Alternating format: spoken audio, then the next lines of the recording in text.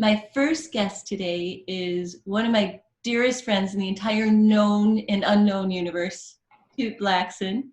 And Kute wrote a book, You Are the One.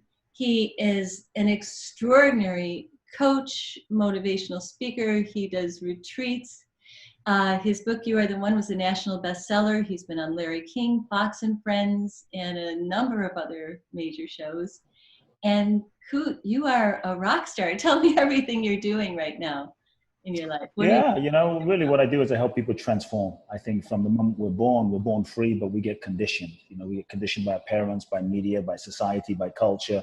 We learn all sorts of ways to function and survive, and we develop all sorts of survival mechanisms to not feel the pain and to get love and feel validated and be approved. And so before you know it, we can contract into a certain identity, a persona. We start cultivating all sorts of roles, personas, masks, thinking this is who we are. And so to me, the degree to which we're conditioned is the degree to which we're not free. So really what I do is I uncoach people, I untrain people, I uncondition people, whether it's one-on-ones, small groups, large groups, seminars, companies. This is my life's vision and mission and purpose. Now, you have the most fascinating story of how your background, your childhood, growing up in England, and I love this story, so please share it with us if you can. Yeah, I was born in Ghana, West Africa. My father's from Ghana, my mother's Japanese. We had to leave Ghana because of a coup. My father was the spiritual teacher to the president at the time. My godfather, he was killed. They were looking for my father, and boom, we smuggled literally out of Ghana into London. Ended up in London. I grew up in London. And your dad was a high spiritual. Yeah, my first memories as a young boy was literally seeing a crippled woman crawling on the floor. She picks up the sand. This man walks on, wipes it on her face, and stands up. And week after week, I would see the man who stands, picked up, look at a woman in a wheelchair and say, "Why are you in this wheelchair? Stand up. Why do you have crutches? Stand up. Why you're not sick?" And he put his hands on a woman in a wheelchair and say, "Boom, stand up." And she would say, "But I haven't walked in 15 years. And he would say, "Do you believe?" "Yes." "Why are you sitting in this wheelchair?" And so this was my father. My father was known as... That must have been extraordinary to grow up. He was known as the miracle man of Africa. I wouldn't even say it was extraordinary. Honestly, it was very ordinary because I didn't know anything else. Right. Like, I literally didn't know anything else. So I'd go to school and tell my friends, like, "Oh, this thing happened." Everyone thought I was crazy until the teacher came to my dad's church. We had about 5,000 people on a Sunday. And they saw people getting healed left, right, and center. So for me, it was absolutely normal.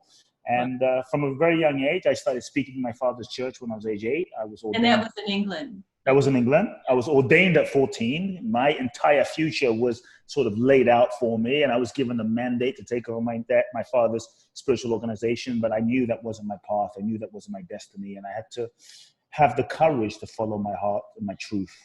That's one of the amazing stories in your book. And I know that you had told me about this, but I didn't realize the depth of it. When you made this realization that you had another calling than to follow the work that your dad had laid out for you and to come to America, that was traumatic to approach your father at that time. It was huge. My father's not the type of guy you really have a conversation with. He's one of the old school guys where it's my way or it's my way, you choose.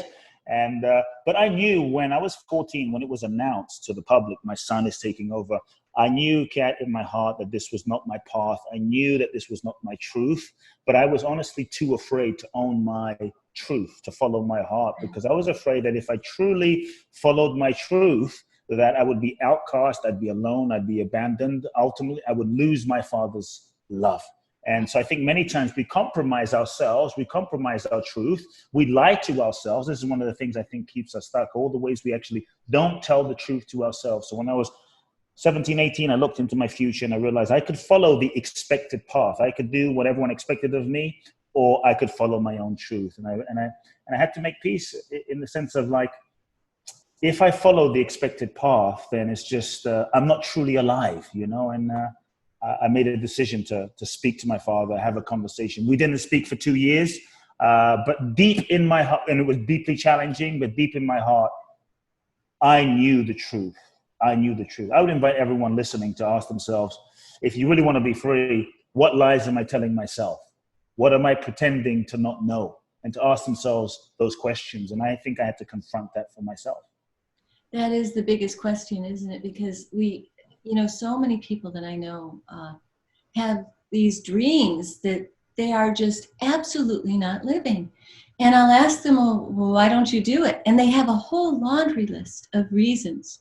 And most of them are in their head. They're not even realities. It's just what they think might happen.